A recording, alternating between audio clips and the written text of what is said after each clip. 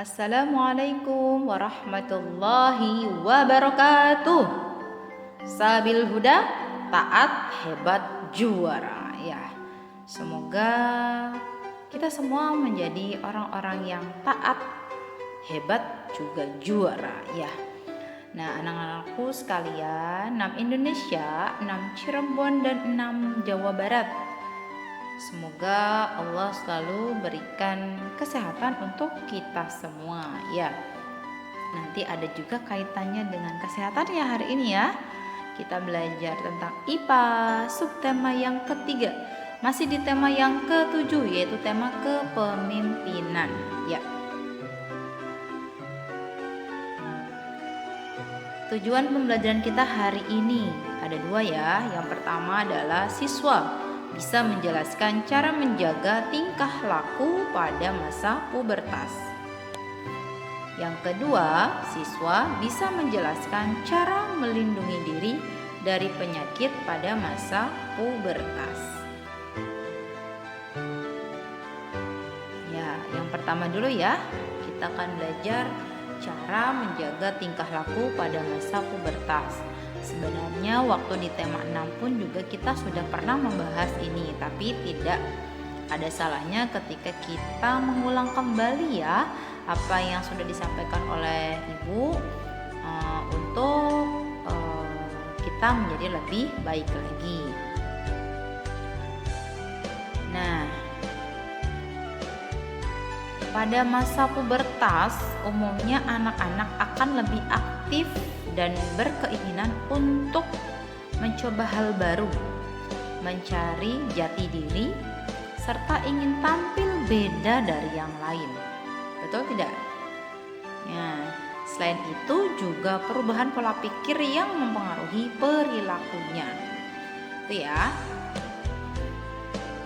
Dengan adanya perubahan sikap yang dialami pada masa pubertas, remaja harus berhati-hati dalam memilih teman. Rasa keingintahuan yang sangat tinggi membuat mereka untuk menerima semua informasi dan teman baru dari setiap tempat ya.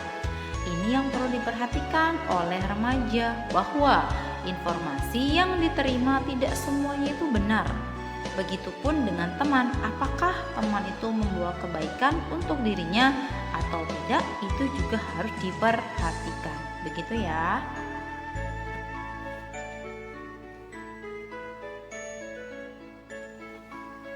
Penggunaan media sosial bagi remaja juga sangat berperan penting pada masa pubertas di zaman sekarang. Remaja harus lebih bijak dalam menggunakan jejaring sosial. Ya. Sebaiknya penggunaan jejaring sosial dibatasi melalui pengawasan dari orang tua, karena Ibu yakin semua nih hari ini semuanya pasti mempunyai HP ya, dan itu biasa difasilitasi oleh orang tua. Maka kepercayaan dari orang tua itu harus dijaga dengan baik ya. Jejaring sosial digunakan untuk sarana bertukar informasi positif, memberi atau bertanya kabar kepada teman, serta media belajar siswa, yaitu ya, jadi harus betul-betul dimanfaatkan dengan baik nih untuk belajar ya. Jangan sampai ketika kita belajar kemudian melihat media sosial yang lain ya. Ketika remaja, biasanya mereka ingin melakukan semua secara mandiri. Mandiri di sini bukan berarti tanpa pengawasan orang tua. Remaja tetap membutuhkan nasihat dan arahan orang tua agar tidak mencelakakan dirinya dan berdampak buruk bagi dirinya ya. Jadi kadang karena merasa sudah besar, semuanya ingin serba sendiri, padahal itu masih perlu pengawasan dari orang tua. Makanya jangan segan untuk berbicara kepada orang tua, bertanya kepada orang tua apa yang sedang kita alami.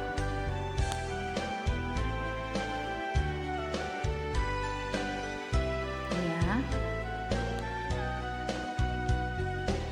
Selanjutnya adalah cara melindungi diri dari penyakit pada masa pubertas ya. Jadi ternyata ketika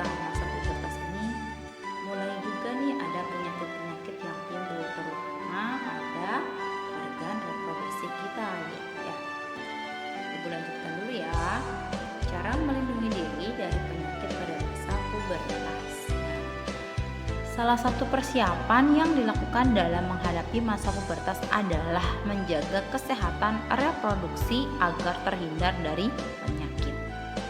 Menjaga kesehatan reproduksi dapat dilakukan dengan merawat organ reproduksi. Ya, dalam hal ini alat kelamin, ya. Perawatan organ reproduksi remaja laki-laki dan perempuan pun itu berbeda. Nah, sekarang laki-laki dulu ya. Remaja laki-laki, apa yang perlu dilakukan? Pertama, tidak memakai pakaian dalam terlalu ketat. Ya, termasuk juga tidak hanya pakaian dalam, pakaian luar pun celana itu tidak terlalu ketat, yaitu karena bisa jadi apa? Bisa jadi akan mengganggu organ reproduksi. Ya.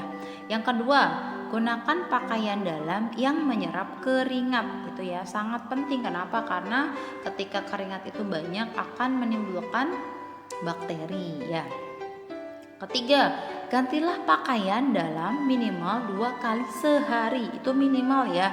Jadi kalau mau lebih boleh, tapi jangan sampai kemudian tidak ganti berhari-hari ya. Itu terbayang nanti bakterinya akan sangat banyak ya. Kemudian yang keempat, mandi secara teratur pada pagi dan sore hari. Awas nih, jangan kemudian karena sekolahnya dari rumah, ya di rumah saja maka mandinya cukup sekali, jangan ya. Tapi mandi itu minimal ya pagi dan sore hari. Yang kelima adalah menjalankan pola hidup sehat. Itu ya yang dilakukan oleh remaja laki-laki ketika mulai menginjak masa pubertas. Nah, sekarang remaja perempuan. Nah, ini lumayan rada banyak ya, betul. Ini lebih riskan ya. Jadi yang pertama, remaja perempuan itu adalah mandi secara teratur pada pagi dan sore hari. Ya, sama ya tadi ya. Kemudian yang kedua, gunakan pakaian dalam yang menyerap keringat. Sama juga ya, ketika laki-laki ataupun perempuan itu sama. Jadi pakaian dalam itu harus yang menyerap keringat tadi ya, karena menghindari lembab ya. Ketiga, gantilah pakaian dalam minimal 2 kali sehari gitu ya. Itu minimal ya, kalau lebih boleh. Yang keempat, bersihkan tubuh menggunakan air bersih agar tidak terinfeksi kuman dan bakteri ya. Apalagi ketika perempuan itu ya, jadi lebih letak dari kandung kemihnya lebih dekat ya. Kemudian yang kelima, menghentikan kebiasaan menahan buang air kecil dan membersihkan alat kelamin dari depan ke belakang ya. Gitu ya. Jadi untuk perempuan jangan kemudian membersihkannya dari belakang ke depan, tapi harus dari depan ke belakang, karena yang kita tahu waktu itu ibu pernah bilang ketika bakteri E. coli itu adanya di usus besar ya. Dan itu takutnya nanti dia malah ke alat reproduksi kita dan sampai berkembang menjadi bakteri yang sampai kalau lebih lanjut lagi dia akan sampai ke ginjal ya. Jadi ini harus berhati-hati. Jadi sekali lagi harus membersihkan alat kelamin dari depan ke belakang. Dan yang keenam adalah menjalankan pola hidup sehat ya. Jadi intinya memang kita harus menjaga pola hidup sehat kita dengan makanan, dengan berolahraga, istirahat yang cukup ya, begitu ya. Semoga apa yang kita dapatkan hari ini bermanfaat untuk kita semuanya. Jika tidak ada yang mengerti, boleh bertanya ya ke orang tua ataupun ke guru kalian masing-masing ya. Terima kasih. Sebelum ibu tutup, ada ya Quran surat Fussilat ayat 44. Allah Subhanahu wa taala berfirman, Al-Qur'an adalah petunjuk dan penyembuh bagi orang-orang yang beriman. Nah, di sini keterangannya adalah Al-Qur'an merupakan penyembuh yang sempurna di antara seluruh obat hati dan fisik. Al-Quran adalah obat bagi seluruh penyakit dunia dan akhirat. Rajinlah membaca Al-Quran agar hati dan fisik kita jauh dari penyakit ya. Amin ya rabbal alamin. Terima kasih. Assalamualaikum warahmatullahi wabarakatuh.